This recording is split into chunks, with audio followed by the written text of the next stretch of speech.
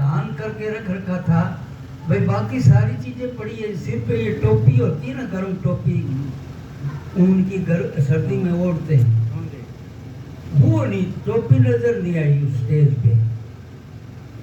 तो मेरे पिताजी बोले वो मैं वो टोपी मांगूंगा, वो है नहीं और ना मेरे को लेनी पड़ेगी। अब आगे स्टेज पे जाके खड़ा हुआ और परम पूज्य मस्ताना दिन, हाँ बोल बोल क्या चाहिए। अब वो याद करे, वो टोपी तो भूल गया जो सोच के चला था। बोलता क्यों नहीं।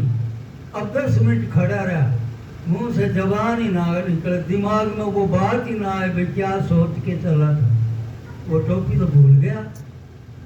10 मिनट हो गए ना, फिर परम पूज्य मस्ताना दिन मैनेजर साहब को कहते हैं, बोले मैनेजर इसके तो सिर पे ढक्कन चढ़ गया, भूल गया मतलब ये, इसके सिर पे टोपी मार, जो टोपी सोच के चला था ना, बोले इसके सिर पे वो टोपी मार। अब मैनेजर साहब जी ने ऐसे हाथ मारा, बिना ही देखे ऐसे हाथ मारा और वो हाथ में टोपी आगे सिर पे रख दी। फिर मेरे पिताजी को मस्ताना जी कहते हैं, बोले तू गरीब मस्ताना की पोल कटना चाहता है भाई, वो चीज मंगा जेड़ी उत्थे नहीं है, तू ऐसा क्यों सोचता है, तेरे मन में ये बात क्यों आई।